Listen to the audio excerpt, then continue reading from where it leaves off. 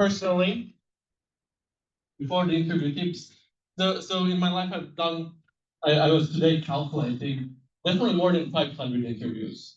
As in, like, I've been in a student associations interviewing people. Then I was, every time we needed a new person, I was conducting interviews. And then also in these speed dating events, if a company doesn't show up, I go there and I'm like, hello, I'm from KPMG.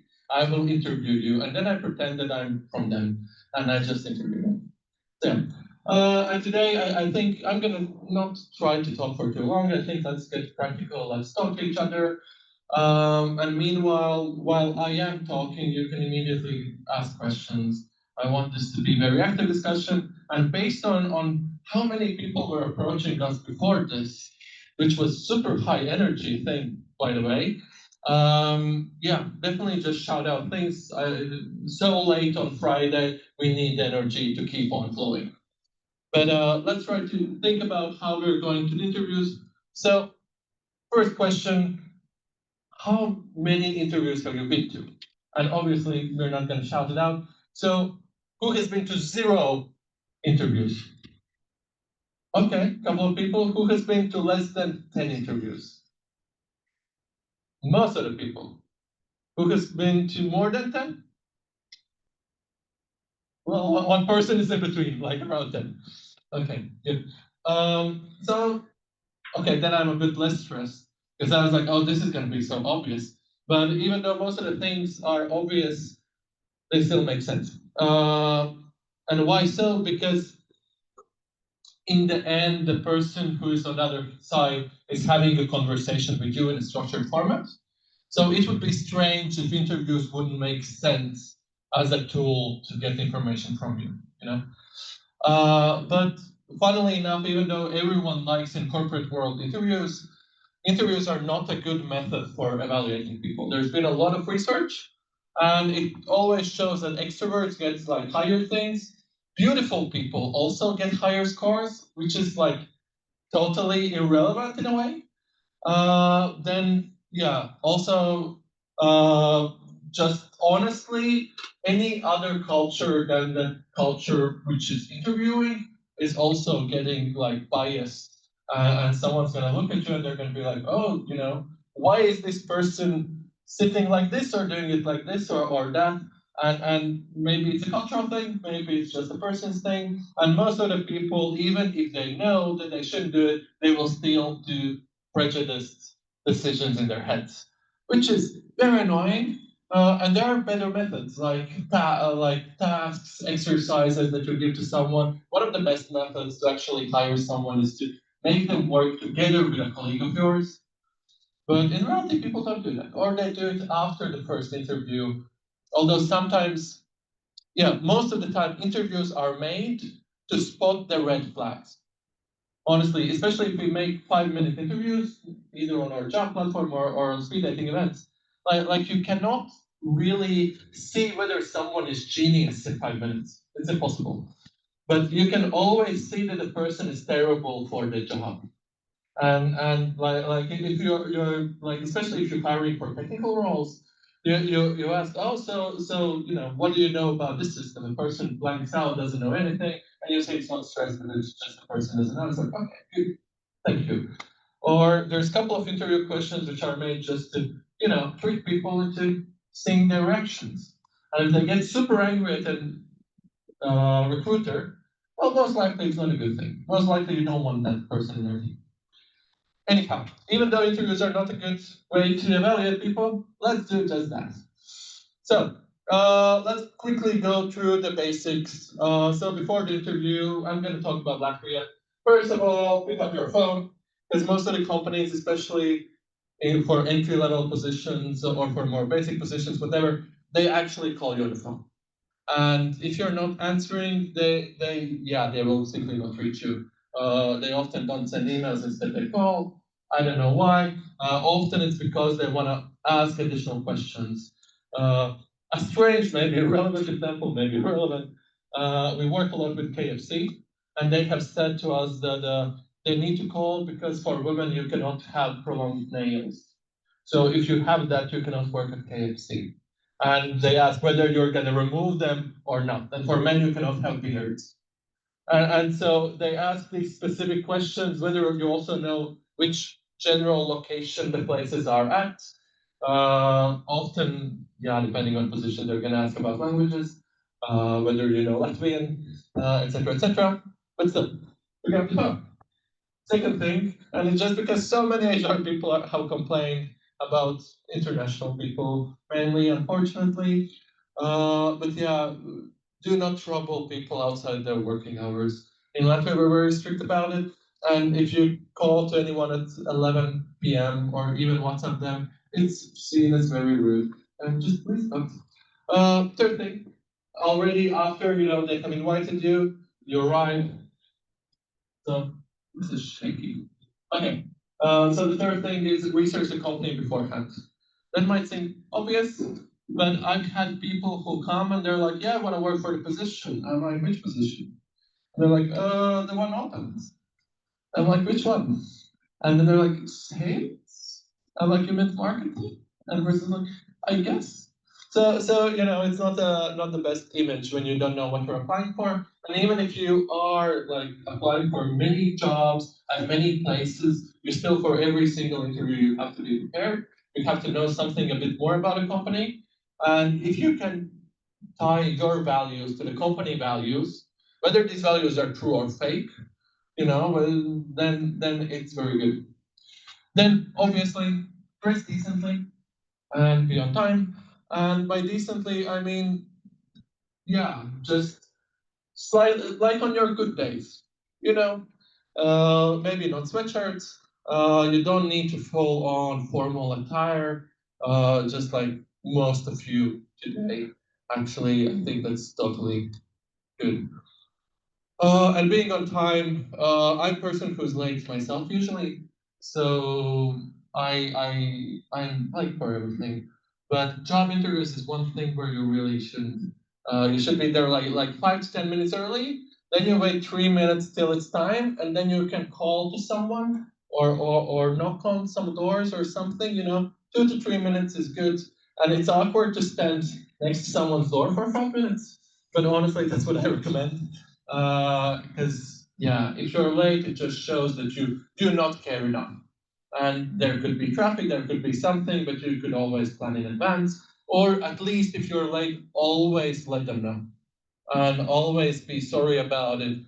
Just don't accept it as, oh yeah, this is, 3 minutes here or there. You don't care. So yeah. And then obviously communicate properly, which means that behave to the other person. I know that from the university experience, it's very common that when there's a person of authority, like professor or something, you are like, okay, hello, what should I do? Tell me, where should I go? But once we talk about even higher authority people, in companies, they're still human. And that means that you enter the room and you're immediately like, hello, yeah, how have you been? Okay, maybe not how have you been, but it's like, hello, nice to meet you, something, something. You can talk about weather a little bit, shake their hands. Honestly, it's a strange cultural thing, whether in Latvia men and women shake hands in professional settings, but my general advice would be yes, always do that. It's never gonna be bad, and maybe some guy will get slightly, awkward, but that's his fault, not yours. But yeah, shake hands, go with them, and be polite, ask some questions, but don't be afraid. And then what I'm usually doing, I'm offering, whether you want tea, coffee, water, something, and yeah, just have whatever you feel like. If they're gonna go there and make coffee, go with them, because that's the moment when you can actually start the first informal impression. Unless they are really like, no, you stay. Then yeah. But just try to be a normal person. I usually actually go for water because making coffee takes time and it could be a bit annoying. But yeah. And after the interview, also a tiny thing which people still notice, you have your glass, you take it, you're like, oh, where can I wash it? Just showcasing these little nuances that you're a good an accountable human being. He's very nice, and people appreciate it. Yeah. So, the mindset for the interview. First of all, as I said, remember that the other person is human, first and foremost, and their main goal is to find a good candidate. And so they need you more or less the same way as you need them. It's a long-term commitment, that's their main goal. And then when they ask questions, um, yeah, make time for them to ask them and answer fully. So what I've seen too often happening is one of the two directions. One is that someone's like, oh, and so tell me about yourself. And it's like, hi, I'm Maria. It's not the full answer, you know, it's one statement. Or the other option, which I've seen, is that tell me about yourself, and then the person starts talking about everything, including how yesterday they were flying from like Italy and doing something or that, and how they are enjoying their hobbies, and you're like, yeah, I want to ask you more questions. Give me space. Because me as an interviewer, I have even intruded. People have been like, after a person is chatting, I've been like, hey, you're talking a bit too much. Can you let me take over? And that usually is a slightly awkward moment, which also showcases whether we can work together. But yeah, mainly just leave some normal distance between sentences. And as a person, always remember, be warm, be kind. It's another human who's trying to give you opportunity. You are trying to give them opportunity, but also be confident, be assertive. And especially, unfortunately, what I've seen more is an issue with women. That, yeah, men somehow go, they just don't care.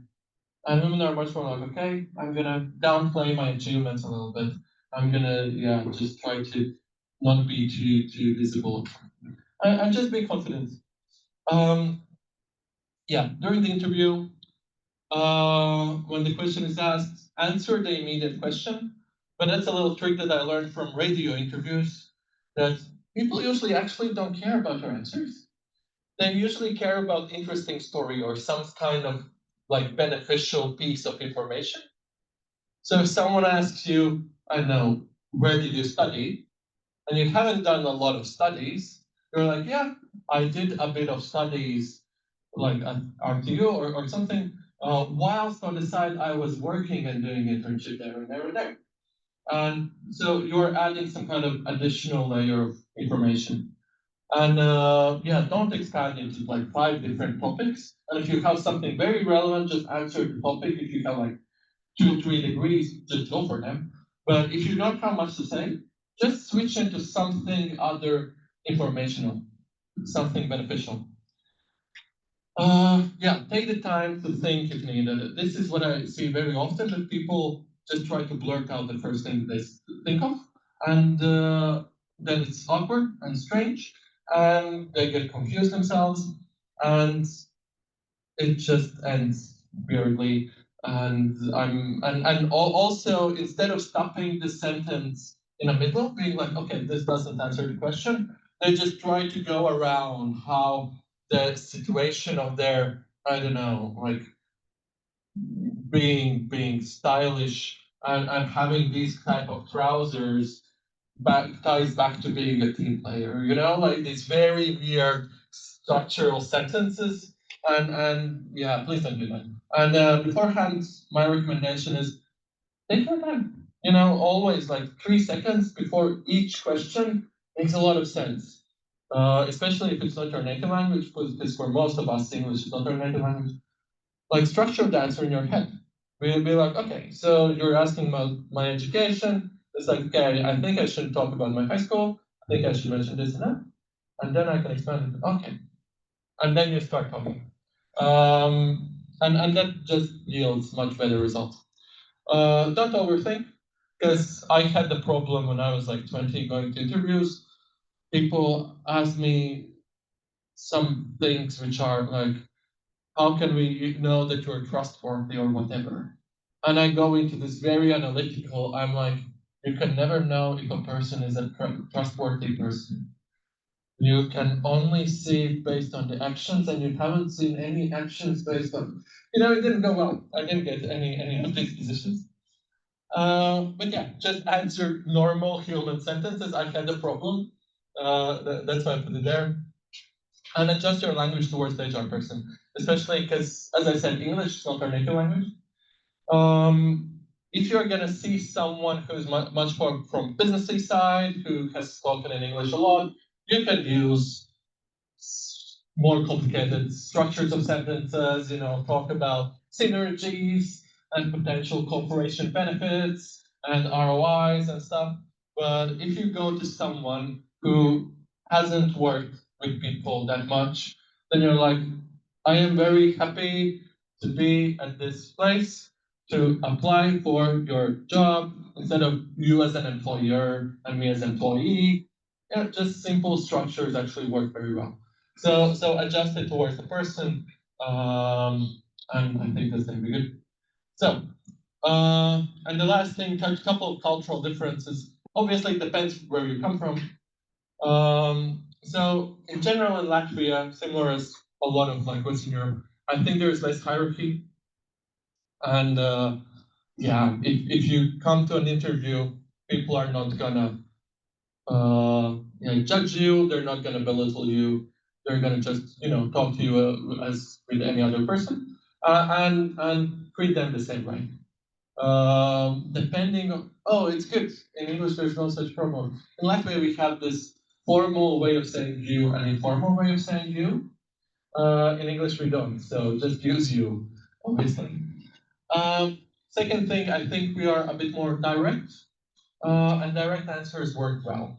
I know that in some cultures, it's very polite to say out straightforward no, like, oh, do you know this technology? And some people are like, well, I have not seen it yet, but I can try to learn it in like 3 weeks or something.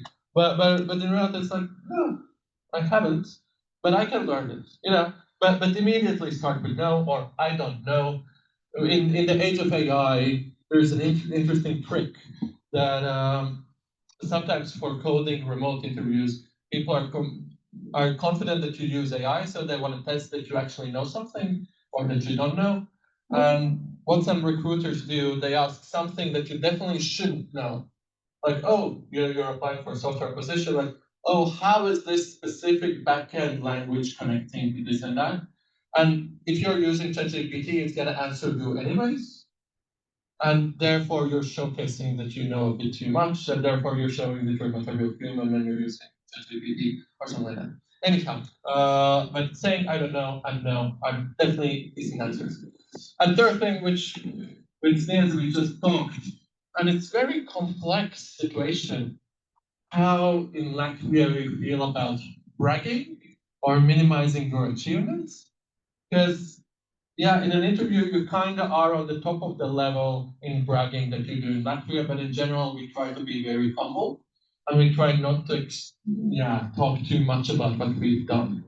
And I think that what I would recommend on CVs, on some kind of maybe motivation letters, use as specific language as possible and try to brag essentially as much as possible. Like, I had second place in this competition. I scored such a high score in these competitions, etc. Yeah, similarly, I saved company 20,000 euros. Be very specific.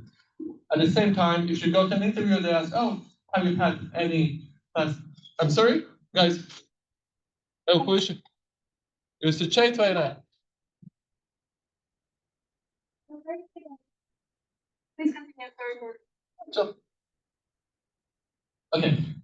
Yeah, but during the interview, someone asks, so what did you do at the last company? You don't immediately start by being like, yeah, I was managing 8 people. We did this. I changed, like, I increased revenues by 85%. It feels a little bit pushy. You're like, oh, I was managing team. 8 people, I think that's decent. You can mention that. But then it's like, yeah, I helped the company to increase revenues, did this and that and that. And then the interviewer will ask you, like, oh, how much did this or that happen? Unless, yeah, but it very much depends on the situation. So, yeah, just try to be in the middle. I guess that's my advice. So, So, and the first and last thing, it goes in a circle. Essentially, it's just be human. All the time on the other side, there's a human person. So, yeah, just try to be human, understand that other people are human who should be respected and who just trying to do their best. And therefore, in the beginning, say hello to another human being, and at the end of a speech or at the end of interview, say goodbye to another human being, and try to be helpful and nice and kind. And yeah, that's essentially what pays off in that. So yeah, so this is from the formal part. Do you maybe have some questions about, I don't know, what you've been constantly thinking about? What should I tell when someone asks for salary or something?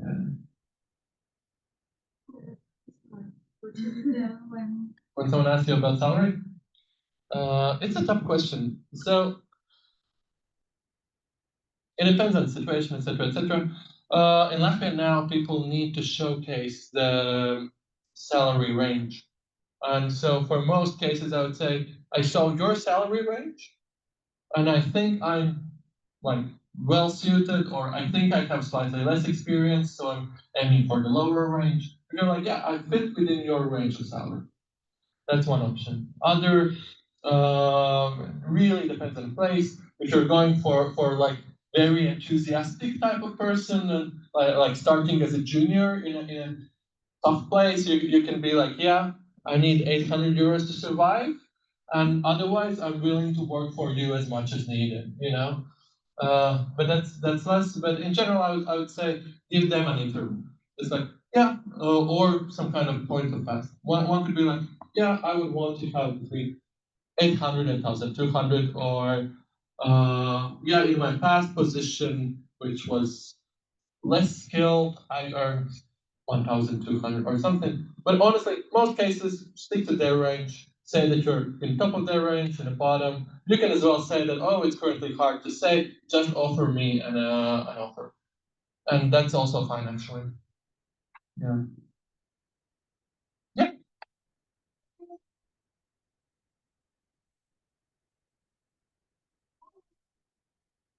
What can you bring to the table? That's the question. Well, that's a question. What can you put to the table? It's funny. I often ask this question, and not when it's even less table related. But people often say cakes. It's not a great answer. It's not a bad answer. It's a strange answer. No, but what can you bring to the table? So essentially, I phrase this question slightly differently. I ask people what do you usually bring to the teams that you work with, and then you can think of some kind of group works where you've been, and you're like, oh, I'm usually the one who comes with creative ideas, or I'm usually the one who comes up with structure, or this and that. And once you know this, what you're good at, that's what you can bring to the table. So yeah, I think just think about some past experiences in small teams, understand what your role usually is, and then say that that is the thing that you get to the table. And obviously, all of you are young, so always you can go with enthusiasm. Don't oversell it. Everyone tries to say, "Oh, I'm a fun person. I can bring fun, and I can bring new ideas." We have too many people with new ideas and for fun. Like we need other people as well. But yeah, it's mainly being willing. And third thing also, what most of the people really appreciate is willingness to do garbage jobs. So whenever you start a new position, it's very valuable that you can just do something like some kind of report no one else wants to do, or just simply clean up something. If, I don't know, there's an event and it's cleaning up. So just start at the bottom and then you can find your way out. I have a question about specifics. Yes.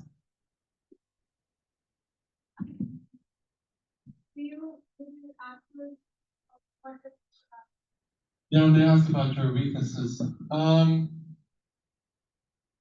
I think you try to answer your weaknesses accurately, but from a spot where it doesn't sound that bad in a way.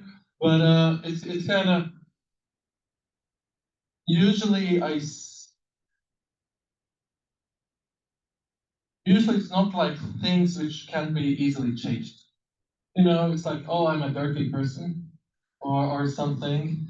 It's like, yeah, I'm not gonna say that about myself in an interview, even though if I am, but I can, you know, for a month I can be a tidy person. I can deal with this. But I think mostly this question entails an answer about your fundamentals, and in some core aspects especially, often it can be about whether you like everything organized or you're more of a creative chaos. So for instance, I would say that I'm more of a creative chaos, and yeah, that's one of the weaknesses. Another is just often it's about lack of experience. You know, you cannot immediately change that type of thing. For me, if I would go to work somewhere, I would be like, yeah, I haven't been led by someone else for a long time. So I can adjust, but it's still my weakness.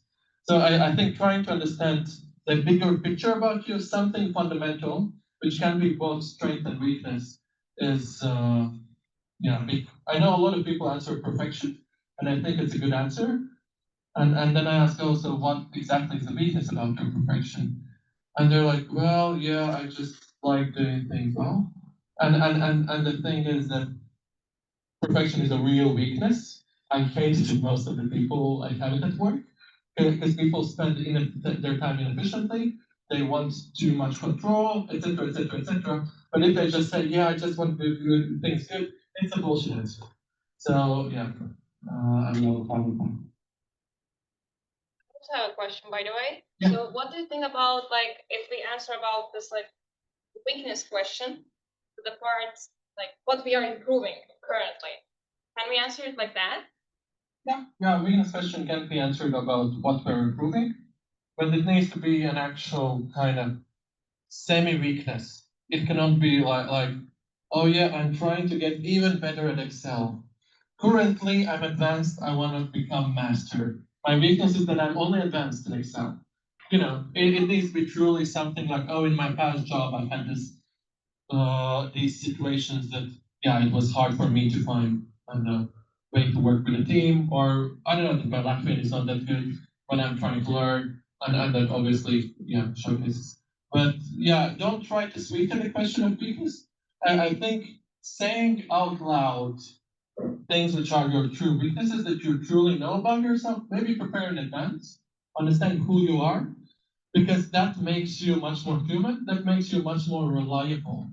If you're saying, yes, my weakness is that, like, in the past, I haven't had experience working in things, you know, but I definitely want to learn, I think I'm capable, da, da, da, da, da. And it kind of adds trust to all your craft work. So yeah, because there's a lot of people who are very good at interview questions, but they're so good that at the end of it, I'm like, I'm not sure. The person was just good at answering interviews. I'm not sure whether they're going to be good for work. And then obviously we give them the task, and then we'll see what's happening. But yeah, that happens as well.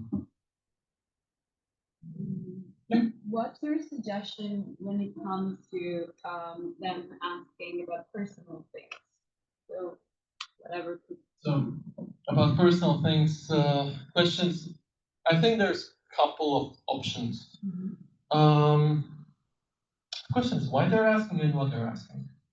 I think in some cases, just curiosity and just nice things. I think asking about hobbies, you can find a decent answer, which is not polite, and you're like opening up a little bit, and they want to see you more as a human. And I know one golfing company which is hiring only people who care about golfing because they need to have experience, expertise. But then obviously there's much more strange questions. I was in this next week I'm gonna be in a reality TV show in Latvia where underprivileged women go and do interviews. And they're, you know, it's a reality TV, so people are very provocative. So they're like, oh, you look like a lesbian. So, and the idea is that they need to defend, it's like, oh, you know, this is not true. So if it's something very personal, like do you plan to have kids, or do you have a relationship, or something, you can either say like something basic, like yeah, everything's all right at home, or you know, or you can straightforward be like, you know, I prefer not to answer this question. And most people would be like, that is okay. Yeah, although most people who ask these questions maybe, yeah, I don't know. So yeah, I think try to open up a little bit, just to seem human, but then there are questions which are just irrelevant. Yeah, so there you can easily, in Latvia, I think it's decently accepted in kind of normal workplaces to draw the line, like, oh yeah, this is where I would, you know, prefer not to expand. Okay, cool. Then let's continue. And let's continue with thank you. Thank you, but I'm gonna leave this slide open. I think it's a decent slide. I need one volunteer who's gonna come for an interview on stage, and we're gonna slightly analyze it. Nice. Yes. Yeah, you.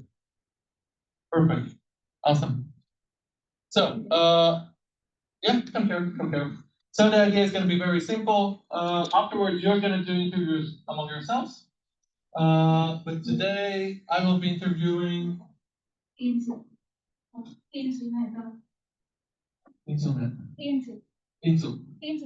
a fairy. Angel, something like that. And then the question is,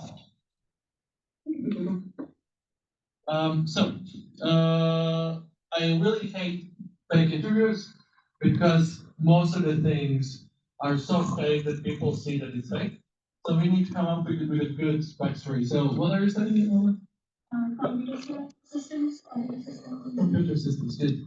And what job would you apply for internship if you were to apply? I would go for front-end development or management because I have some experience in that. Okay, good. So, and we're gonna assume that you're talking about like you're applying at my company. Because we have developers, so I know a couple of things about developers. And I'm not gonna go too technical, don't worry. But yeah, and the idea will be that I'm just asking you questions, same as for the first time we meet. We're gonna pretend that only thing which we're gonna pretend is that you know a bit more about my company. So essentially we do software and projects for youth. We're a social good company. I think that's gonna be fine for the beginning. But yeah, so now let's get out from stage, but sorry. Let's take these chairs.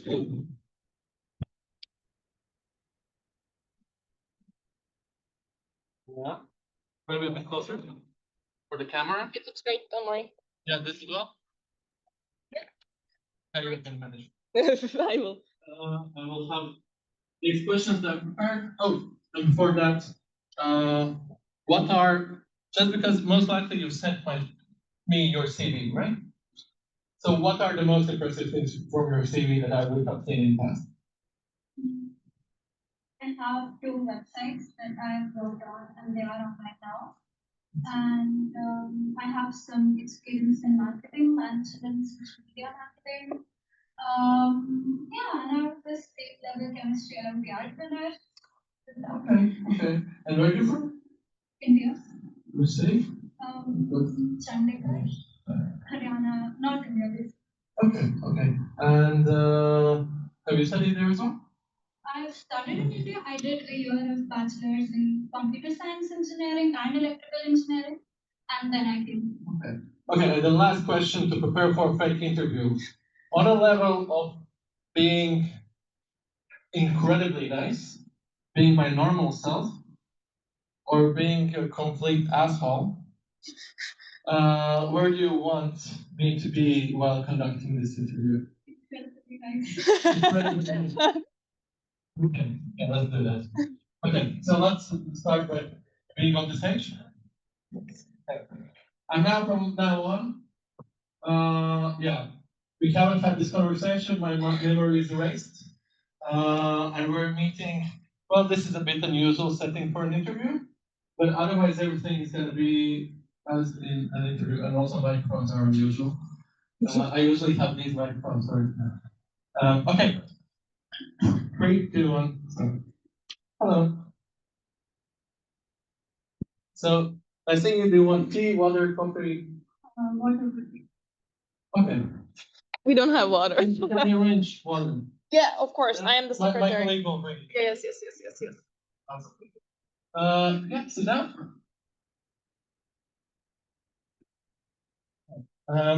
Nice seeing you. Yes.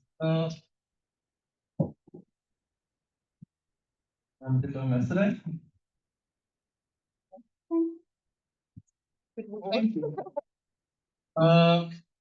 So yeah, how did you find the place? Was it easy? Was it decent? It was pretty easy finding the place. It was a flip on Google Maps. Okay, nice. Anyhow, today we're here because well, we need a developer.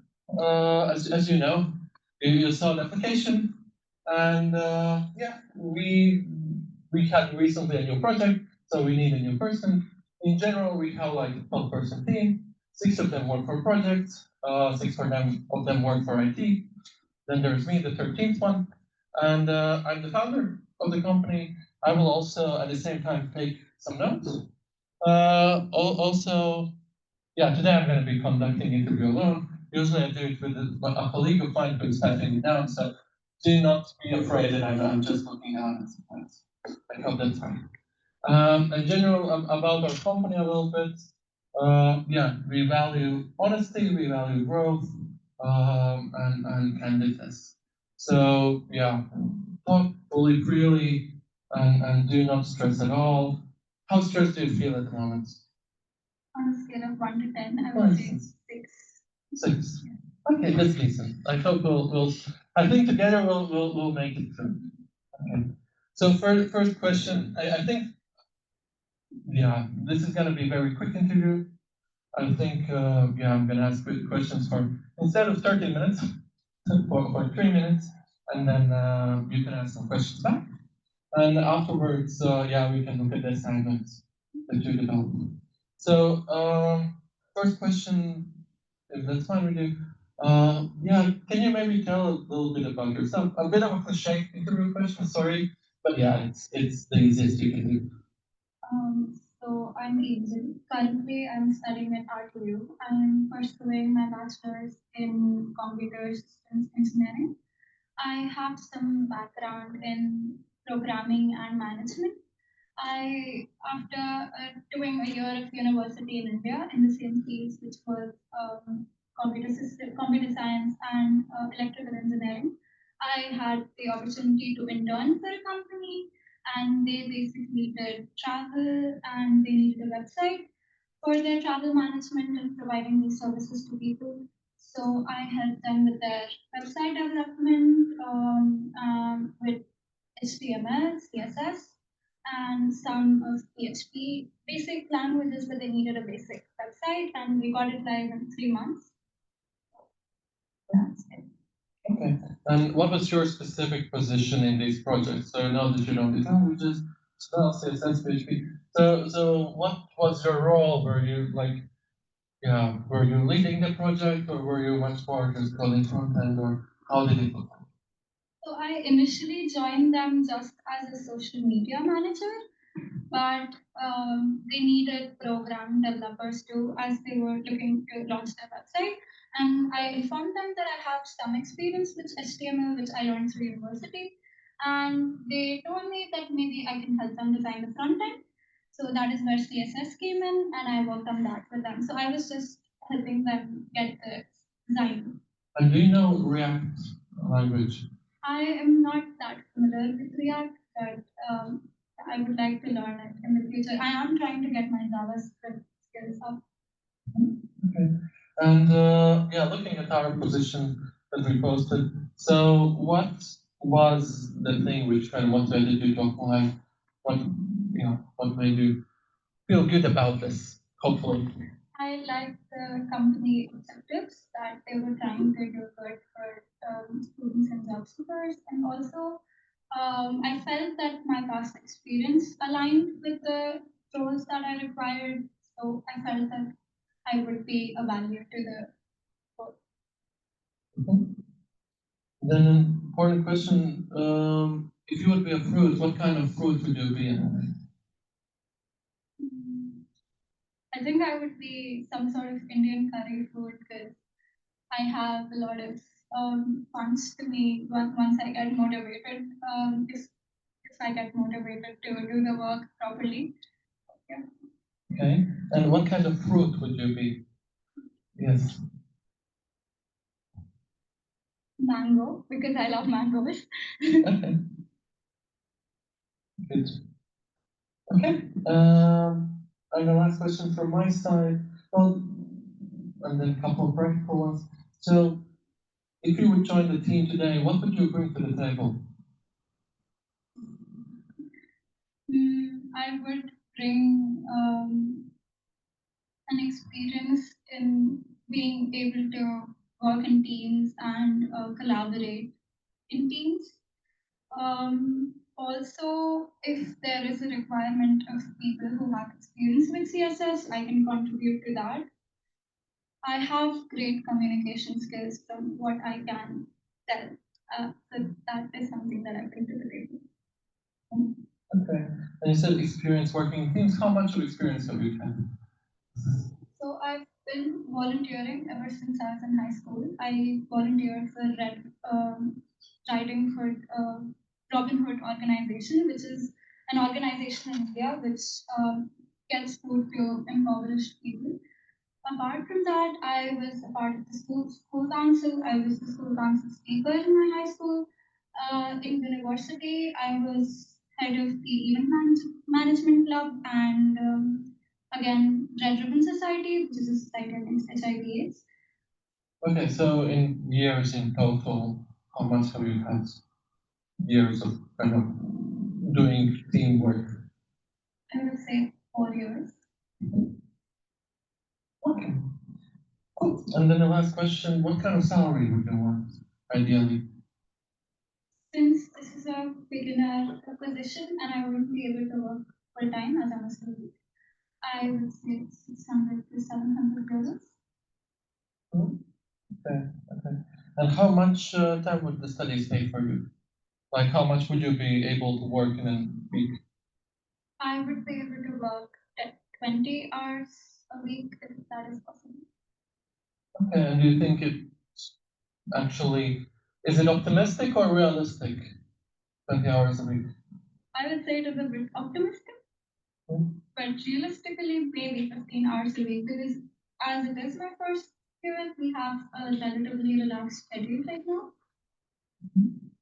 Okay, thank you. Do you have any questions for me? What are you looking for from a candidate who applies to this role? So we're looking for strong CSS knowledge, we're looking for React knowledge, and for a person who can start immediately.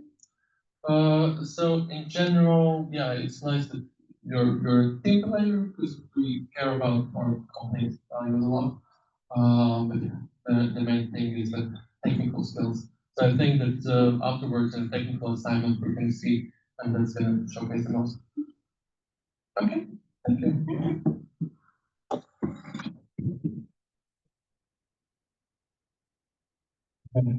So how did you feel? Intimidated a bit, but it was good. I think it went well. Yeah, it went well. I would say that in general it went quite well. And what made you the most, I don't know, intimidated, scared, confused, whatever? When you asked about React, because I was like, oh shit, I don't have this experience. So, Yeah, I think, at least in Latvia, you can immediately say, oh, sorry, I haven't worked with that, and something. But you still did quite well. You at least didn't start lying that you know it and just didn't mention it. Okay. Any comments about this interview? What you found interesting, either about my way of interviewing or the answers or whatever? Yeah.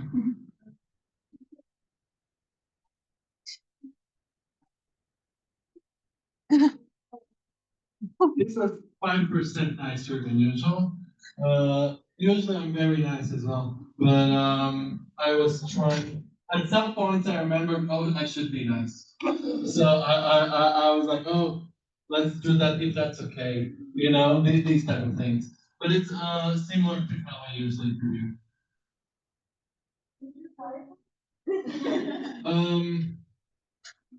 Oh.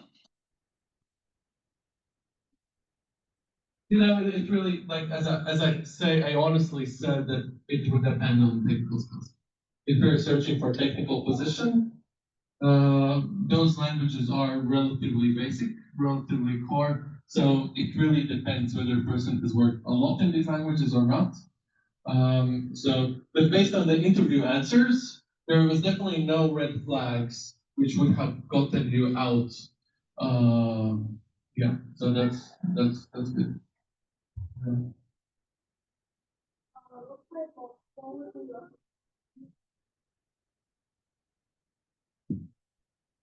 Nice. I like this question. So that's one of my favorite questions actually. And I don't analyze much.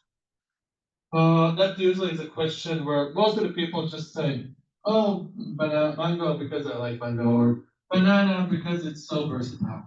And then there's two types of people. One are the super creative ones.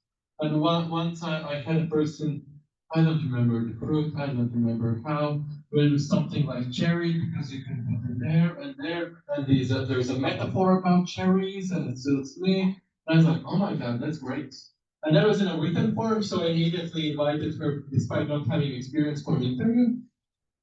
So there's these people which are just outstanding in creative thinking, and that's one thing. But the second, which is much more, well, it doesn't happen often, but it's a really strong red flag, is that sometimes people get annoyed by this question. And I'm like, oh, what kind of question, what kind of fruit would you be? And they're like, what kind of question is that? Like, it's a stupid question, why do you ask it?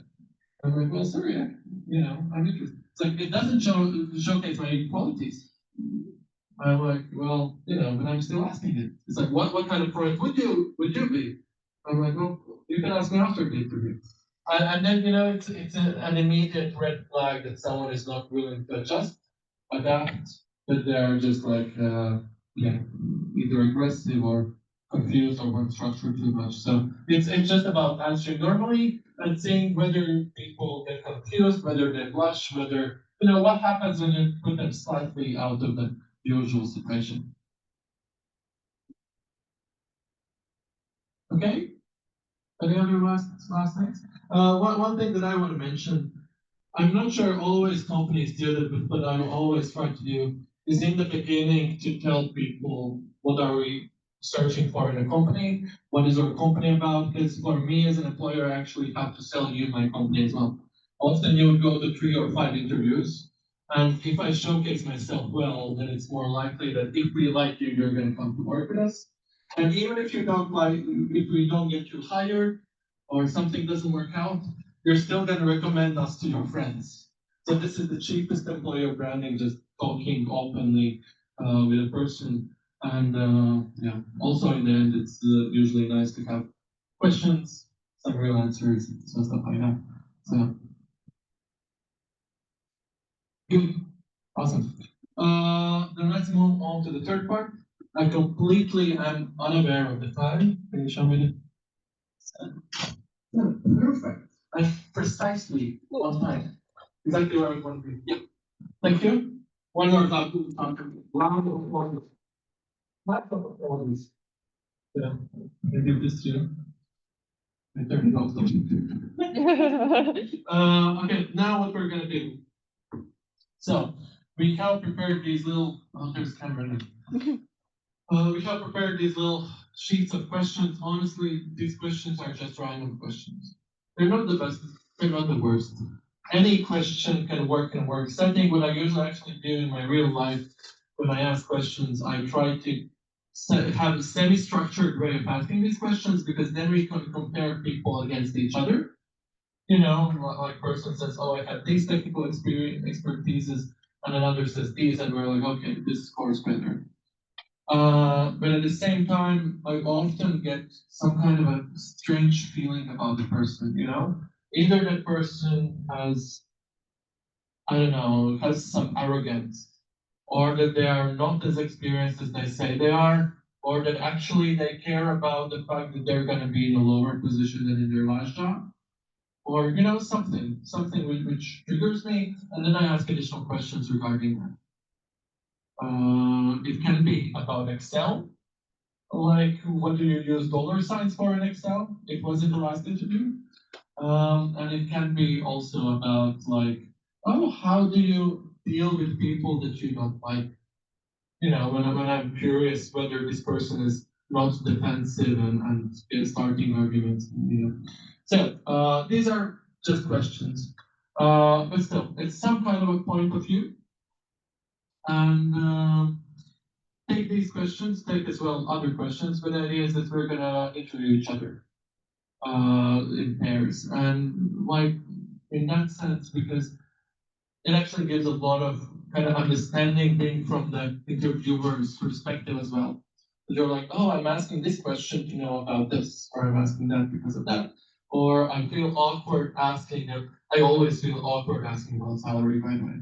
That's why I usually say that I'm asking the soft questions and my colleague is asking the practical ones about availability and salary, because I don't want to talk about salary.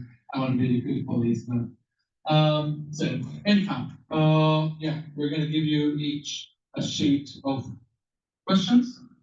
There, my side. Sorry. And then, yeah, we're gonna divide you in pairs, and you're gonna interview each other. So, yeah. You want to do the honors? I can give the pages to people. Okay. So we will divide you in pairs, but before I want to ask, have any of you actually interviewed anyone for a job? Okay, no one. It was yeah, the purpose of this test, this was what I'm trying to explain, but I want to be redundant, I guess. I want all of you to kind of understand that an interview, when you go to a job interview, you're also interviewing your employees.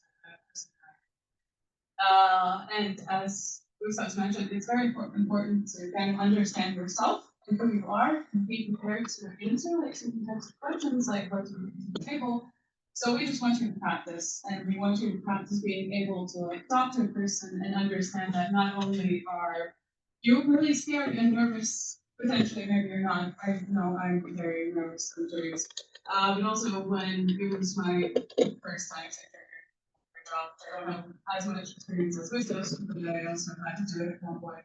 I was extremely nervous asking people questions, or like I remember like we were doing it through Zoom, and I was just like sitting there for like 5 minutes before the interview, extremely nervous to meet this person and ask the right questions, and like, I wasn't really sure what to ask to really get to know the person. But for us, to place in our company, the most important thing to learn was like, do our values align? Do our energies align? Is this like a person that is kind of able to communicate with that? So that's kind of what I want all of you to practice. I will divide you in interviewers and interviewees. And you can agree amongst yourselves if you want to agree on a specific role you're interviewing for, or you can just treat it as a date of sorts, of just getting to know each other and asking questions and trying to learn about each other. Also, in the sheets that Visas is passing, there's a lot of questions. You don't necessarily need to ask these questions. But I would like you to read the questions and kind of think about which questions you want to ask and why you want to ask these questions. What are you trying to learn about the person as you answer these questions? And you definitely will not have the time to ask all the questions. You won't. So That's on before I purpose. choose a couple that you write, on my page, I had 4 short topics I'm gonna ask. Yes, that's on purpose. So you can pick what you think is important to ask for the person. And after we will evaluate, the first round of interviews will last 10 minutes. And then we will have a quick reflection, and we can see how we feel, how you felt being interviewed, and how you feel interviewed. I will distribute them. I understand that you're all sitting with friends, it seems like. And I know you have your things, but I hope you're comfortable enough with each other. I would like all of us to get up and move to this side of the room. If you want to take minutes to put your bags somewhere else, do it. If you want to bring it, do it. If you want to just leave it and trust each other, that's fine.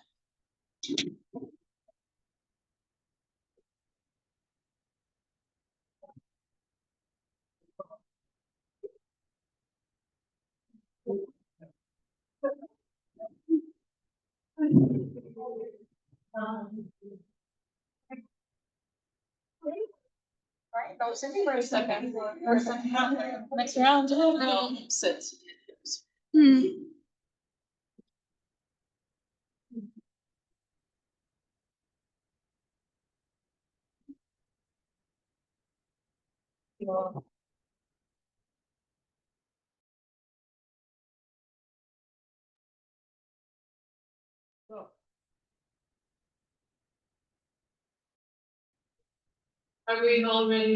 Is everyone already nervous? Yeah. Nice, great. That's exactly, I want all of you to be slick so you can learn how to work for that. So my first task is to start just walking around the room randomly and walk away from your friends.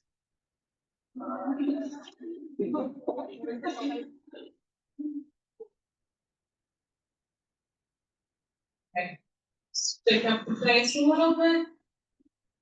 Put it in, three. You're three. Okay. A bit faster. A bit faster. A bit faster.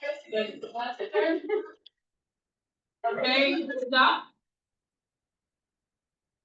And now, don't look for your friends. Imagine that you're not there. All of us stand in one line. Wherever you are, just back up and stand in one line.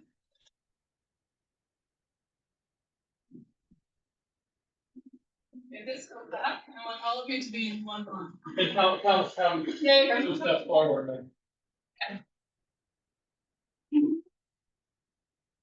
Now, you can also move more to the sides.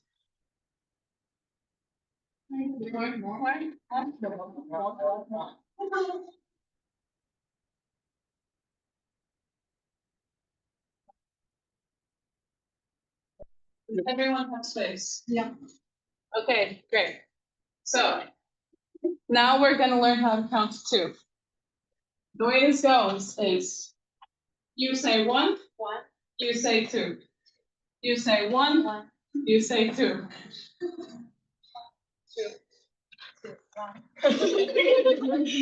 One.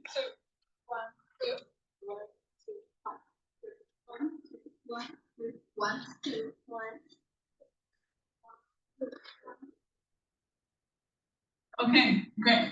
Everyone remembers their number, right? Yeah?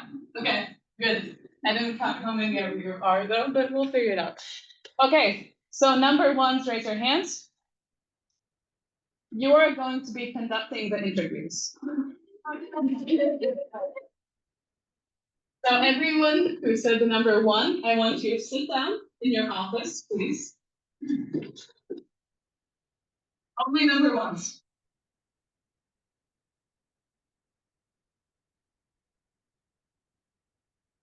We will switch around. We will switch around. No, like we will do, each person will both do the interview and the interviewing. This is only the first round. Is everyone's office ready? Are all the employers sitting down? Yes? Okay. Now. Okay, so now the interviewees. You are now going to be walking into your interviews. You will be given 10 minutes. I want you to sit down, introduce yourselves the way you would into an interview. Okay. And before we start, give me 1 second, because we haven't thought of the position that people are applying for. So I think that whenever you are going to an interviewer, you go there and you're saying, "Hi, I'm applying for the position of," and you imagine a position. So you can say, hi, I'm applying for a matching of customer support specialist, or I'm applying to be a developer or something. And so you are the ones defining the position, and you are gonna need to improvise and ask the questions in regards to this specific profession that possibly you know nothing about. Okay, so trying to go to a person you don't know, I think a lot of you will struggle. Thank you for the Zoom interview. I will be stealing her as a volunteer for the Zoom interview. I'm sorry. Okay, so is everyone ready for their interviews? Has everyone thought of a position that they're applying to? Do you want help? Yeah, probably because I'm kind of entrepreneurship. So Okay. Customer support specialist. Okay, so if everyone's ready, trying to go to a person we don't know is gonna help you. So go. Starting in 1 minute. where is the candle? Please see this. Well, I can make it a little bit like this. Hello. How does it now? Yes, I need to get your report. Here. This.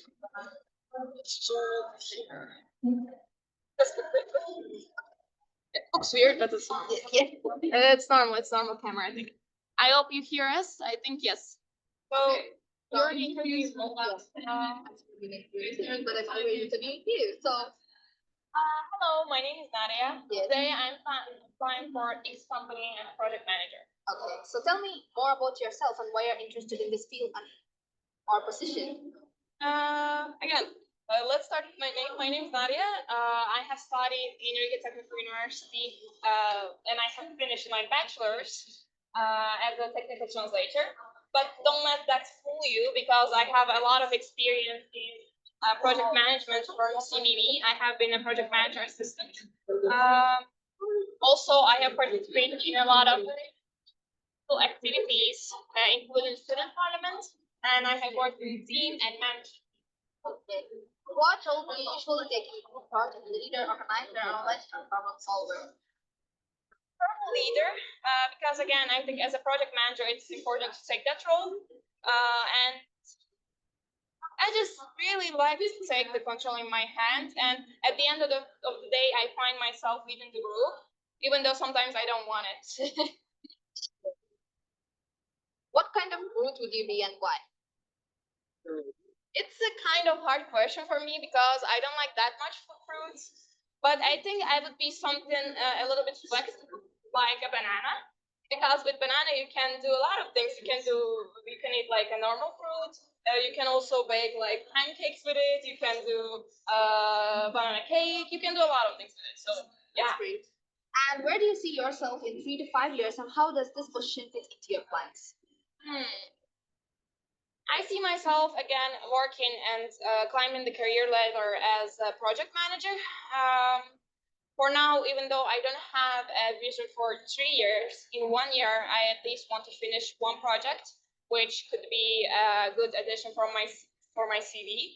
And I also plan to expand my knowledge in technical and other project management tools to, of course, motivate myself to learn more. Yes. This is a great answer. And give an example of challenge you faced in a project and how do you solve it?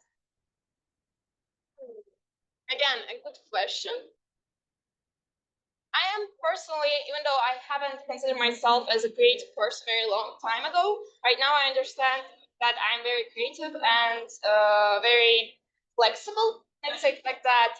Every time that I have faced a project problem in my experience in CeMeWE, maybe I sometimes didn't face calmness, but you know how it can be. I always came up with some creative ideas. For example, I could create the poster last minute and also implement a lot of structures like QR codes, NFCs to the project. That's great. And what do you value most in a team and what makes collaboration difficult for you? I value the cohesivity and like that every person in the team not carries the load, but like cares about each other. Because I know that it's a little bit cliche that a team is a family, but overall, team is like family. We spend a lot of time together, and I believe a good team is a great way to achieve the results. The biggest problem that I can face is that when I face a person that is not that collaborative, I try to input my best. We can have issues, but at the end, they can figure it out. So how many members of a team did you lead? From 20 to 30, because we had a lot of interns. Some people did stay, some people didn't. In my parliament years, I lead a team of 5 people of workers, but overall, I needed to organize events up to 100 people. This also meant that we got some volunteers who were really part-timers. So the team range would range from 5 to 20 again. That's great. And if you joined our team today, what value would you bring right away? Well, this is not the question you were actually applying for a project manager, but let's say you are in a position where you need to contribute to our team, and what are the values you can bring to the table? I think as a project manager, you still bring a value to the table because you're working within a team, and it's important to bring some value at least. I think I bring some. Of course, I bring structure because every project manager's work is to bring structure and plan and to lead the group and the team. But I also bring some. Again, I love this work, but I bring confusion. I always try to find a right approach to each member and speak with them that way. I can even be flexible in texting or email wise, right? Some people don't read emails this way, they understand the emails when you write only this way, and I am ready to be flexible for that. That's it. That's it? Yes. So And you did really well. yeah. I just learned a lot. Okay. Yeah. A little bit lying, girl. No, but like it felt like an actual interview, and I was like learning too. I don't know what questions to ask. I never been to an interview, and then just great. I have been to several interviews, but they were like a little bit semi-formal, right? It was like I'm a child, and like I thought like for our internship I would have an interview, and I was planning to prepare, but then then came up that like we know Swati, right? yeah, Sometimes connections work better than just it does. connections work better. So I can interview you for now, and then we can just go on. I'm already nervous. Would you like to just sit down? You can change if you want, just like for the fun, for the vibe, right? When you are following the psychology, right? Okay. Right now, I will be on that side, and I see you as a future possible employee candidate. So, hello, what position are you applying for? So I'm applying for a marketing specialist. Okay, so let's begin with a very cliche question. Please tell me about yourself and why you are interested in this field or position. So hello, my name is Swati, and I'm currently doing my internship. Sorry, I will take this one. Yes. So hello, my name is Swati, and I'm currently pursuing bachelor's second year in entrepreneurship and management, and we have courses like marketing and corporate social responsibility and other courses. And I personally like marketing because it involves people, and for marketing, you need to know people's psychology and also the world trends, this and that. So I'm the person who's more into like social medias and also like a people person. So I think it's a really best position which suits me for this part. So actually, what motivates you most when you are working on this marketing project or overall works? I would say the thing is meeting new people motivates me because getting to know about new people and new culture, and probably everyone are from different countries, and the perspectives of people could change you like in more different ways, and you can learn a lot from every person you meet. So every time if you meet a new person, you will gain something from them and learn something from them. So it motivates me to become a better person in knowledge and experience and everything. So actually, you may know that marketing is very flexible field, and you need to find more solutions like on the way, right? So can you give an example of when you had to learn a new tool or technology or tactic, doesn't matter, quickly? How did you approach it? So, like last time, I had an experience where I went to a fair, which is happening in like a different university, and I attended the fair, and then we had no tables and anything, and then I have to promote our event to people, and then I just thought of, oh, maybe I would just ask people, and then I started to ask people, and then one of them let I fix the table, and then we put our posters there, and also I told them I would help them to bring more people in, and they had no people, and once I went there, I just wrote free with this on the marker, and then all people were joining in. I was like, hey ladies, would you like to join us? And then I was asking them to join us, and then I promoted our event and then let them go to play the game for free goodies. Oh, so it really shows that you're ready to do anything to achieve your Yes. goal. It's very good, and you're a people person. You're meeting people and talking. So, okay, speaking again of marketing, you know, in marketing we have a lot of trends, a lot of new things. So, how do you stay updated with new trends or technologies in marketing?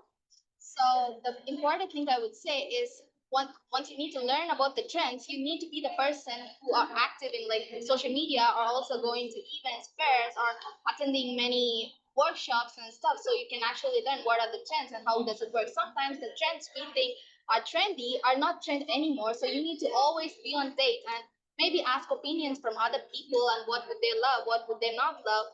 It will be easier to figure out whether like this person would actually do it, buy it, or get it from us. So, okay, mentioning all the skills that you have, which fruit would you be? That's the amazing questions I've heard, and I would say I would probably be. It's a hard question, but yeah, I will have like few minutes to think about, and like, because there's a lot of fruits, and I don't know which one I resonate most with. Oh, Cherry, because you were dressing like a cherry. Yeah. You're doing great. You're doing great. I was, you know, all the time my feet were all up. I was just like nervous. I was Trying to be like psychologically if you want to get your confidence. Bye bye. No bye bye from me, just bye bye from each other. Okay, so I think at first I want to hear from the people who were conducting the interviews. How did it feel? Did you feel comfortable? What kind of questions did you ask?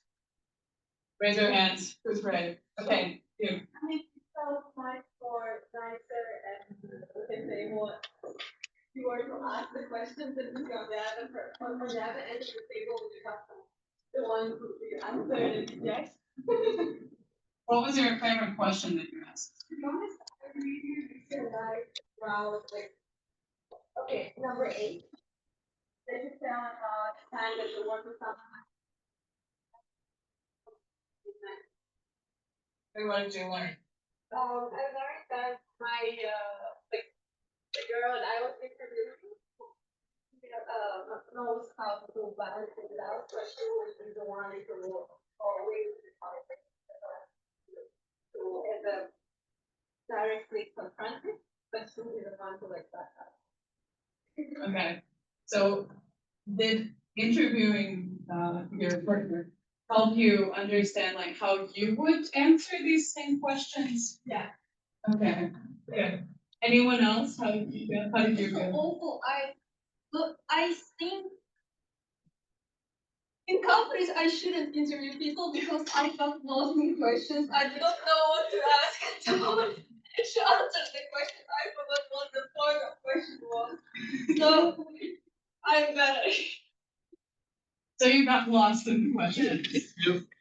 What I would say. What the hell, mine? What I would recommend is like whenever you're starting your interview, you usually have in the back of the mind the structure you're gonna go through. It's like, oh, generally what the person is about, then let's talk about technical things, things which are very practical, then about soft skills, then about challenge in life, or some kind of very practical examples. And then in the end, let's go to like the most practical questions about salary something. So I have this structure in mind, and that helps me to, know which questions to ask after which. What about you? Did you notice that she got lost in the questions?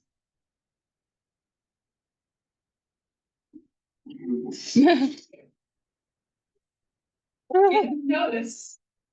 Okay. Good, that calms me down, because I also got lost in the questions I was asking when I was interviewing people. But I really like to report the question.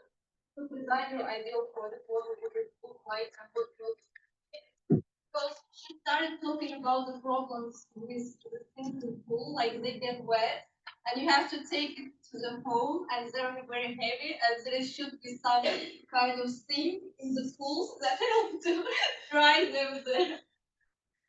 So were you a product designer? What was the?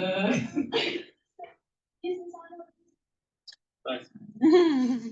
Okay, so you just covered a lot. Okay, great. Okay, anyone else? Did anyone have a like really bad time interviewing and just never wants to do it again? Okay. Okay, so what about the interviewees? How did you feel? Was it anyone's first ever Me. job interview? Me. It was your first ever job interview? Yes. Okay, how did you feel? Oh my god, I have to say my feet were up whole time. I don't know, I was thinking, she was, even though I know Nadia, and then I was still thinking, oh my god, am I answering the question right? Am I pronouncing the words right? Is it like gonna be the right answer, wrong or no? But yeah, I feel like I did a great job, but still, like she asked one question, like what fruit would you be? Even though we were talking about it before, my mind went completely blank. I was like, what are the fruits we have in the world? Yes, but yeah, I did it. What helped to calm down? Like, what did you ask? I'm sorry, I was just. How would you calm down? How did you go through work through it? Like, what was the point where you? No, I just pretended like I'm not that nervous, and then I just acted like, okay, I'm confident, but I still don't want to show it to her. So I'm like, yes, it's going fine. And then after I realized, okay, I'm actually going to be calmed down. So yeah. Okay, fake it till you Make it. Yeah, that's I think it. that's the most important thing in job interview. Just fake it. And from my side, I just want to add, like, imagine that in this situation where we all know, Nadia, like, and you're still stressed. Imagine in a real space scenario where you don't know the person, they're most likely older. My heart would burst, and then. Yeah, and that's why training is so important because with time you get much more used to it, and because and nice interviewers though they're always asking whether you're nervous, and they're like, it's gonna be all right, we're gonna get through this, so they reassure you that it's gonna be fine, and you can actually say to people like, oh, I'm nervous, and it's like oh, don't worry, just take your time, drink some water, it's gonna be good. Okay, does anyone else want to share? Does anyone have any insight? I think it's very important when you get interview and desire to learn interviewing that when you speak, you should speak a bit louder. You should make yourself understood in a sense that you are a person and you're good what you're doing where you are at the point of your life, especially if people are older, everybody starts with so much. So just, I have, for example, my voice shakes, so I'm afraid of that, and I get red, so I'm afraid of that as well. But I think, how can you do? It's more a question of how can you overcome this feeling of maybe speaking too low or like feeling a bit embarrassed? You come down to it. Kind of. I think you need to give yourself a second. Like when you start feeling like crying, I had this like just went from talking to you, like I kind of like shaking a little bit, and I thought talking about like that's like getting kind of red. Take a breath, and like once you like recognize the signs that you have that you're stressed, like it's already good that you realize about yourself.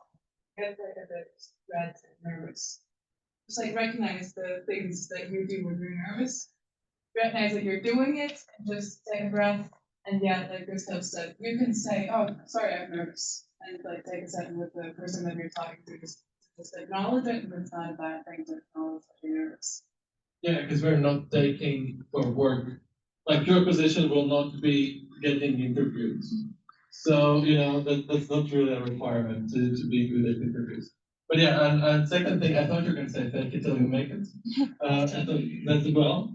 And third thing, I know that a lot of people, they're like, oh, I changed my mind, I'm not gonna go to this job interview or something. But honestly, if you don't care about job, definitely go to the interview.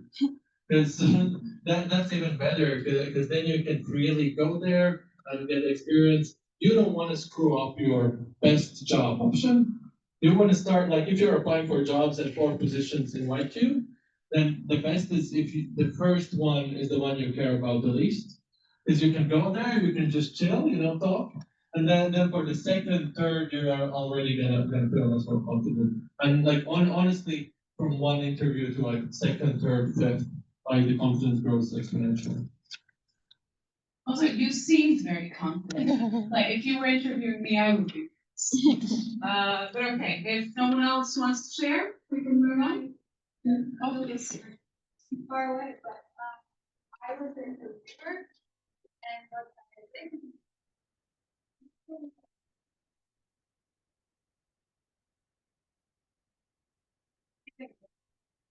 Recognize the blame, what they're saying, what so professionalism has. And it also creates human bond.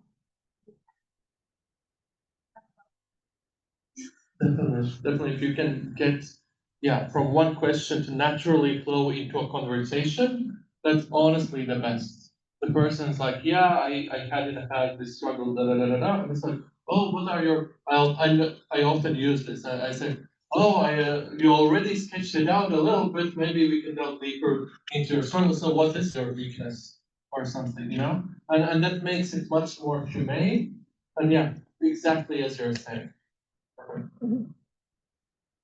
Okay, so now what we're gonna do, the people who got interviewed, you are now going to be the interviewers. You stay in your office, you stay in your seats. The people who were conducting the interviews, please stand up. And we're gonna walk around.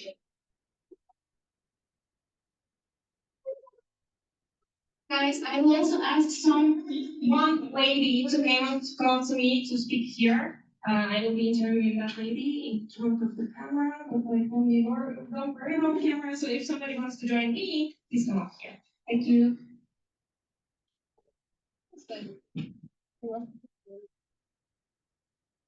Hello, you want to come up to me? Actually, I wanted to choose you directly. I like your style. Let's just like sit down and make sure that we are in front of us. Can you take a seat?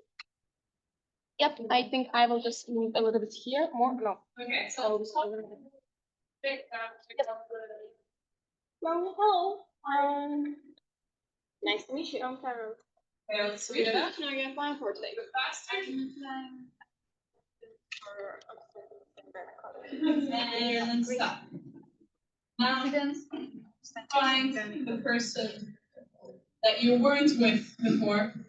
It's Go to a different table that you were at. no. Think of, and think of what jobs you want to be interviewed. So let's begin with a very cliche question. I think you have received a lot of the same question in every interview, but please tell me about yourself and why you're interested in this field or position. Yeah, so my name is Carol, as I said, and I'm 25 years old. I studied abroad. And I always wanted to my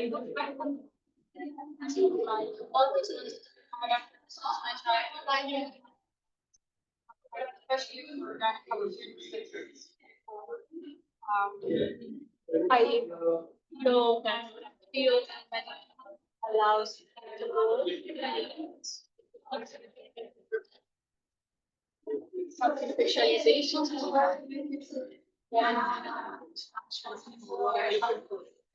So let's go on the script a little bit. What do you think really work to team overall in this position?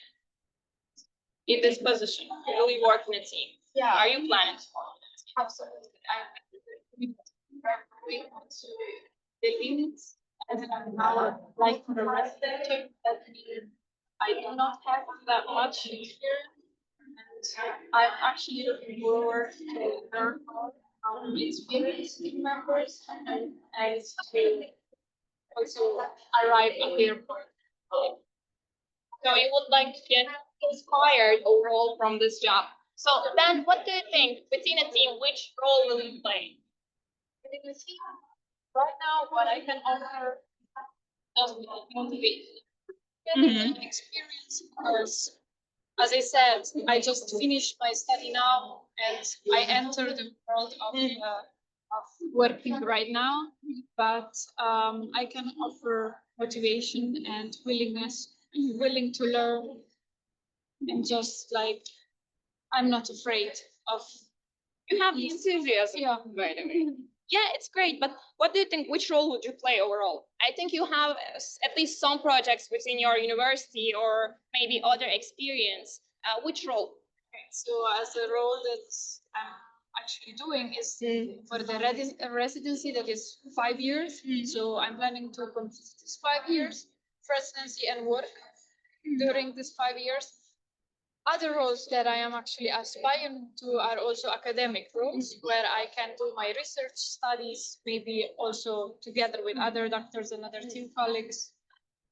And so, Okay, so I think it's my mistake because I didn't specify. What role do you usually take in group projects? Leader, organizer, analyst, or problem solver? I think I am mostly getting the lead.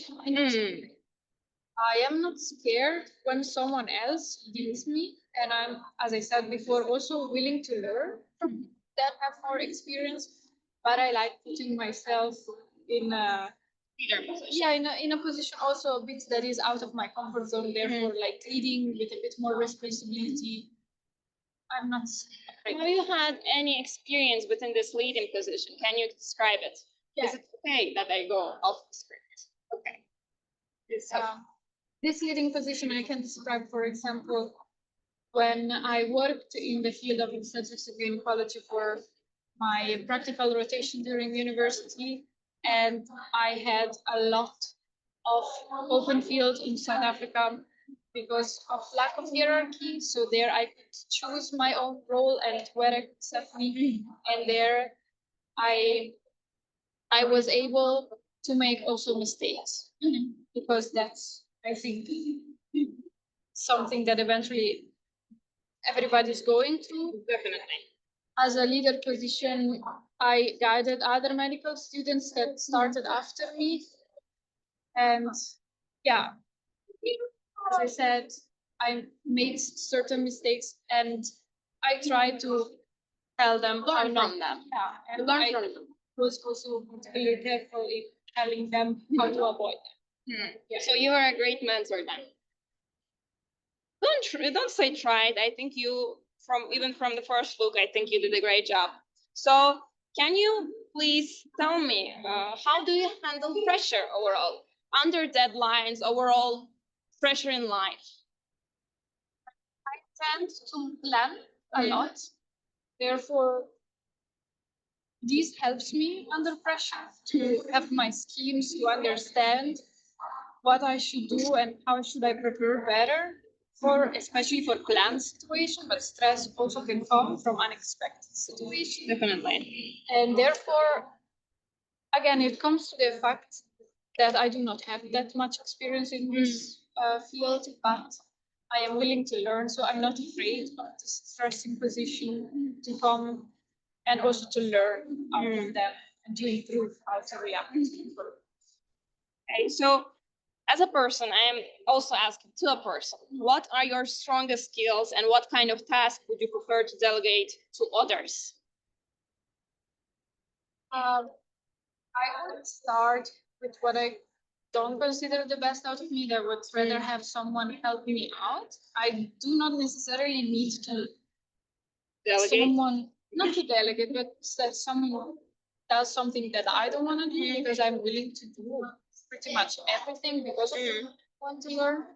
But in emergency situations, for example, where a stressful situation, I would not like to be left alone, and I would not like to be left as the leader in that kind of position because I feel that I do not have the experience.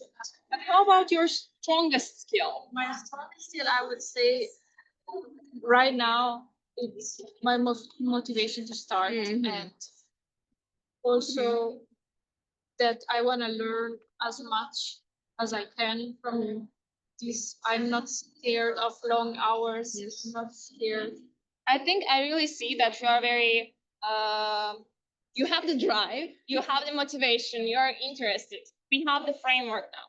But other than motivation and interestedness or this excitedness for the work, because I believe it's very good skill and very good personality trait that you have. What would you offer for us as a strongest skill? What you would add other than motivation and I would add an international background, which is always something that can, let's say, open up a little bit the eyes. As I said, I studied abroad. I come from a different country. I think that I can also just bring diversity on the table, and these can help people to see from a different perspective. yeah, so you bring different perspective and you're a people person. As an international, you can bring a lot of things, definitely. So, and what skills or knowledge do you most want to develop in your in this role? Delegate. What skills or knowledge do you most want to develop in this role? Develop. Yeah, I'm definitely the manual, so the technical aspects of the job, so operative part of the field, as well as diagnostic part of the field, as well as handling patients and care. So this I'm of course is the job, and I want to learn it, but also I want to be part of the academic development. I would also love to, because I'm interested in academic career as well, and often they can go together. Medical career with academic career can go together. You can also join the academic community through this job, which will be very helpful for you. So, where do you see yourself in 3-5 years, and how does this position role fit in your plans? Yeah. So in 3 Or 5?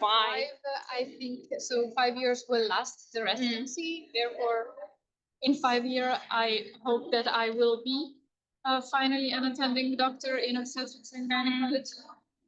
And to work here, it would allow me to start and to gain experience and to open me doors for Responsibility and future.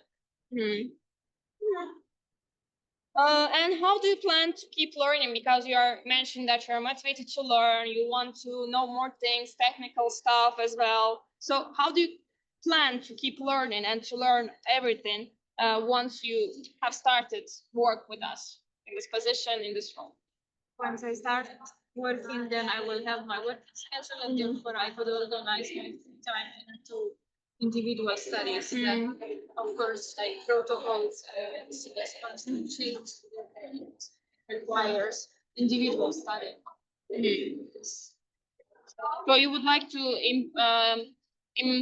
enable individual approach to each protocol and each upcoming challenge. Yes, and I don't know if you offer also out of working time, so some kind of extra formatory courses like operation. Sometimes So we do definitely offer them, and you would like to join them, right? To even more explore your opportunities within this academic role. Yeah. Definitely. So I know that we are really serious and we are talking about serious stuff, but I would like to finish up with fruit question. Which fruit you would like to be? You would be if you were a fruit. So I would consider myself a watermelon. Watermelon. Cool. And done. Let's meet after. I will give you some feedback if you don't mind. Because I'm not the interviewer, but I spoke with the intern. Like, thanks so much. Awesome, I see some smiley faces. I must say, I see some not smiley faces, but almost all the faces are smiling. So that's nice. I see some confused, so like one half of this. Okay, how did any thoughts, questions? Yes. I think I did pretty well.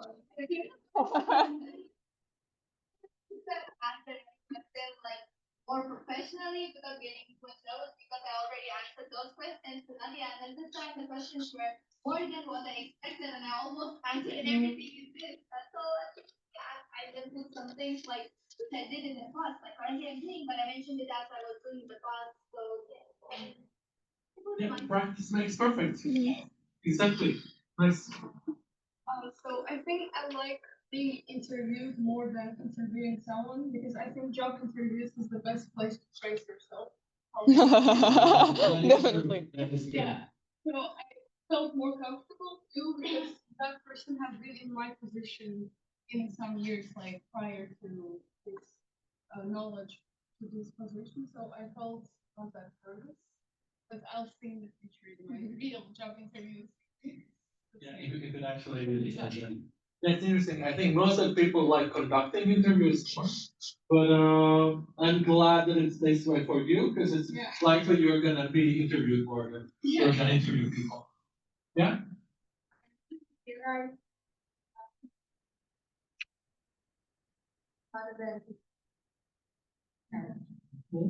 I just want to switch it out.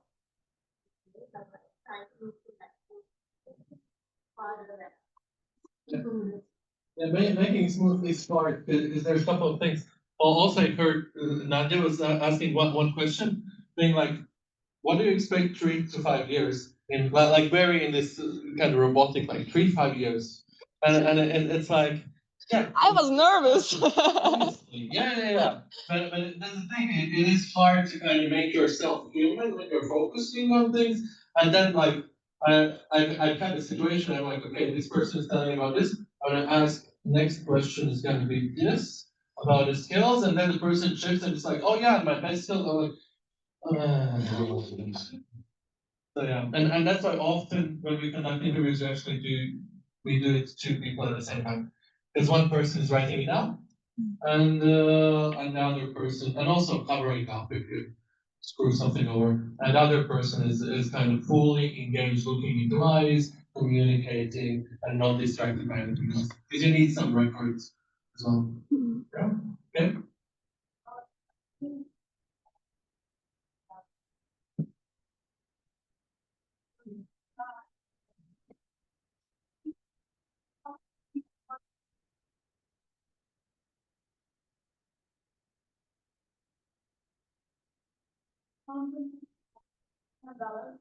Company like working hours, 10 hours a day, and then the personal life, you cannot get enough personal time back to like a little with a work, so how can it's true that they don't feel like take the stress or the time management and the also if you're gonna be for the team or the leader, I don't know, so you have to think a little bit from the right side.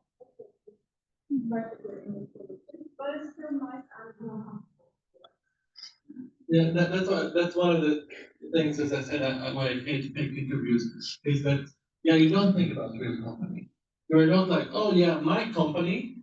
Actually, you're just like, oh yeah, our imaginary company definitely has 10 spots open for this kind of position. We're gonna definitely hire you. But in reality, it's much more complex. And you know that possibly there is this one super annoying guy in the department. You're like, oh, is she gonna be able to work with him? And you need to think in that kind of micromanagement. Then, yeah, any other comments? One thing I want to show you, what I saw was, it's taking a bit too much attention.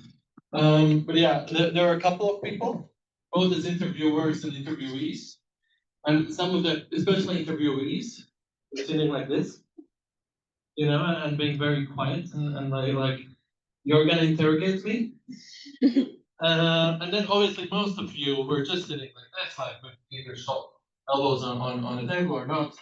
And then there were a couple of you, which usually is nice, but especially in my situation, as a like if I would interview you as a slightly older man, like sitting like this, being like, yes, tell me more. I want to hear it all. That like most of the cases being interested and everything, is a good thing, and you're leaning forward, you're engaging in a real conversation. I saw a lot of in one pair especially. There's a lot of gesturing, and that's very nice. But yeah, sometimes you also like that's more if you're interviewing. You need to think also how these things are being read and not to cross over some professional harm. But that's not a problem for you. Maybe only sometimes you can give benefit for that. If a person is slightly creepy, maybe they just don't know better. But most likely they're just creeps. Anyways, any other thoughts, comments, questions? Yes.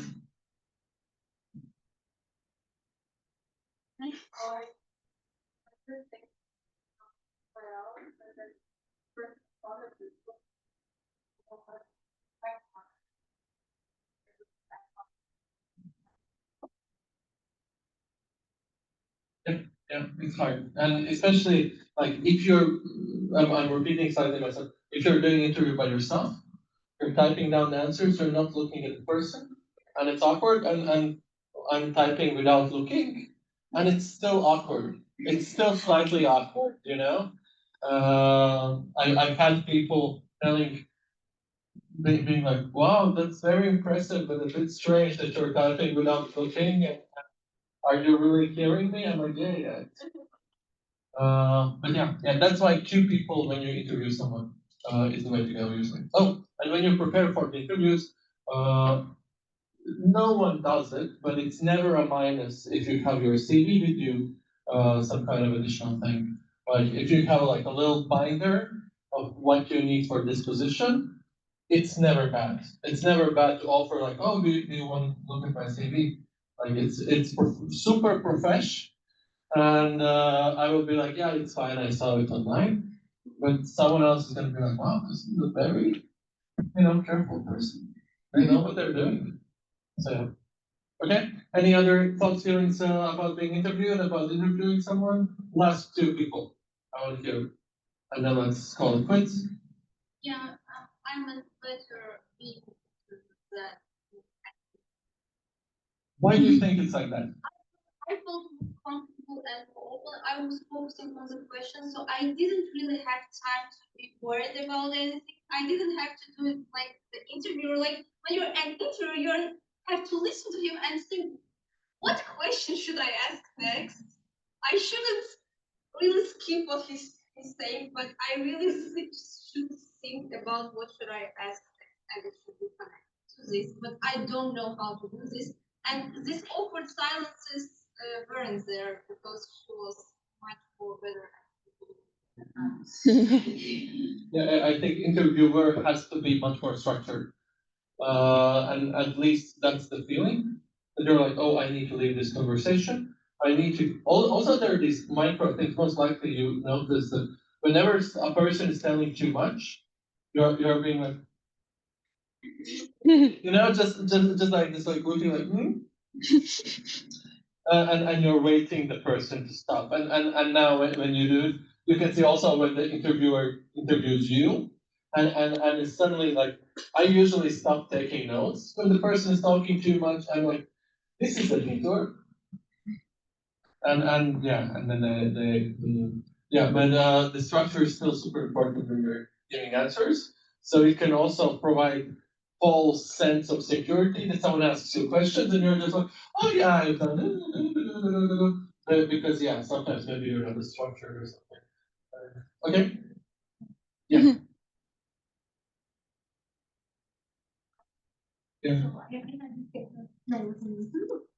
okay, I will be in this position. It is a problem sometimes thinking, okay, she will be this after 1 or 2 years.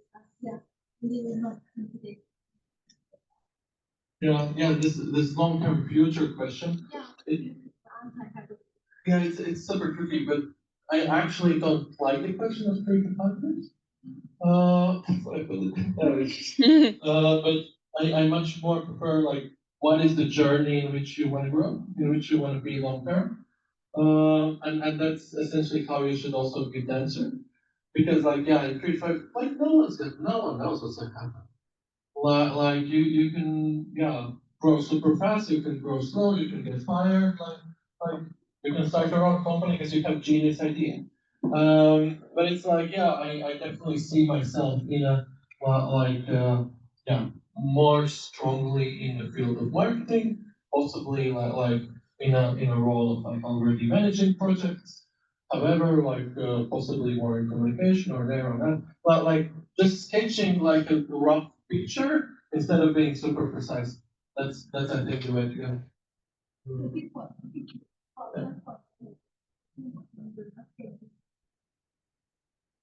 What they need, like was there for 5 years or something like that. Oh no, usually like no one knows what's gonna happen in 2 years. But it's like no one asks it just because they want to get rid of this, like they want a person for 5 years. It's more a question whether a person thinks about growth, whether they in general. I usually ask this question when we had a person who applied to be an accountant, but in reality she had worked in HR. And I'm like, oh, in 5 years, what do you want to do? And she doesn't mention anything about accounting. I'm like, why would I think? You know, she cares about other things. And that's where usually like you ask what do you want to do in 5 years? Person's like, I want to travel Africa. And you're like, okay, the question is like whether it's your sole purpose in life or whether it goes together with work. So yeah, it's whether in general the direction suits you or you just apply to get any kind of job. Yeah, then there was two things. My question was both connected to this topic. I like somebody recommended to answer this question with 5 years. And right, so I see myself working after years down my you think that they decide to Is it afterwards? Is that the whole sentence, or is there something more to that? just like they think it like The main idea that you continue. yeah, like I we already intend to somehow predict they're gonna take me to the work that like you think it's too much of confidence or No, of confidence, definitely not. That's like if you're at the interview, the level of confidence, the unwritten rule is kind of you assume that you could get it done. As an employer, as an employee, you're like, oh, when could we start if we start the job? You know, that's a real question. Yeah, confidence-wise, it's good. The question is whether you are conveying truthfully what you're thinking about the position, because there could be an issue that like, if I don't trust that you in 5 years really want to work for this hospital, I'm gonna think you're giving a shit answer. And if you say just like, oh, in 5 years I'm gonna work at this hospital without specializing, like, oh, in this field or growing there, I'm gonna be like, yeah, that sounds like a fake answer to me, and I will hate it. But if it comes from your heart, if it's like, yeah, like I want to grow in this sphere, I know I'm applying for this position, I want to work for your hospital, hopefully in one of the three like career directions. And I think in 5 years' time, this is where I could be. I think then it's a great answer. So as long as it's honest, it's good. Yeah. what are this could have done here, for example, we were in, but we couldn't find any job to do. The expectations from the company mostly like in this year, you have the price for jobs. Like you should at least like improve yourself with like some kind, for example, your environmental engineer, they can ask you like you get the IOS certificate from the course and you can say that blah, blah, blah. But if you haven't done anything specifically, like you can prove it like in this position, what is the best path for the interview? Like, So if you you can't. do this thing for 2 years, 80 years at 2 years by work, but you cannot prove it. It's not Oh. No, the fact that you cannot prove with certificates, well, it depends on profession most likely. But in general, like if you've had a gap year or 2 gap years or something, or extended period, that's when the logical reasoning makes the most sense. Literally in the last interview we had, and that's actually, that's one thing which comes really tricky when you have personal circumstances. You can say personal circumstances. But yeah, we had this person, she applied for a job, and she was leading like organization, now she applies to become an accountant. And we were like, oh, and what did you do in the last year? And she's like, well, honestly, I was in this relationship where I was supported by a partner, so for 3 years I didn't work at all. And then it got complicated, and that's what she finishes. And in a way, I'm not asking about her relationship, but that is, gives an explanation to me. Why are you not striving in this career? Why did you have these off years? And it can be like personal things, or it can be professional. Yeah, I volunteered with this and that and that and that, and just make valid explanation for this time in between. If you have extended period of not working and not studying, think in advance what you're going to say, because that's going to come up most likely. Yeah, but don't worry about necessarily certificates. Obviously, there's professions like engineering; it could be more. But in social sciences, if you have volunteered, it's awesome. So yeah, and honestly, that's often the most important thing. Good and coherent storytelling. That you tell a story about yourself. It's trustful, it's honest, and people see what you're about. Okay, good. If there's any other questions, I'm gonna be here after the event as well a little bit. And I think we're good, right? Thank you all to join for this event. Thank you. Today, I will kindly ask you to not turn away right away and ask you to fill out any forms. It's important for the project that we do that we are doing something and not stealing European money. But we are doing something at least, not at least, we are doing. But overall, after that, please come up to me, say hi, come up to Gustavs, say hi. Come up to this lovely lady, say hi. She is like camouflaging, doing the camouflage head there. You're looking like one of the students right now. Yeah, you're running. Then, guys, after this event, there is a scientist night going on across the university. Please follow the signs. You can go get some popcorn. So your first step will be to go right from there and again to the right. And you will see some activities going on. Feel free to do that.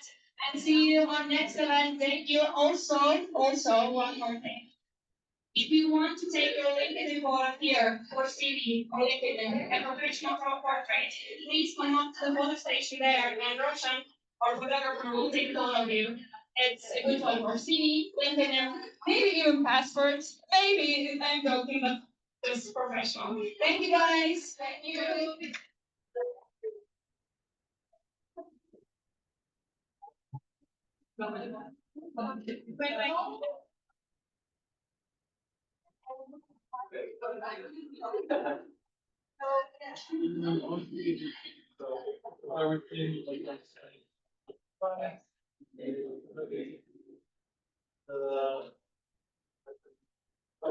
Actually, you did also.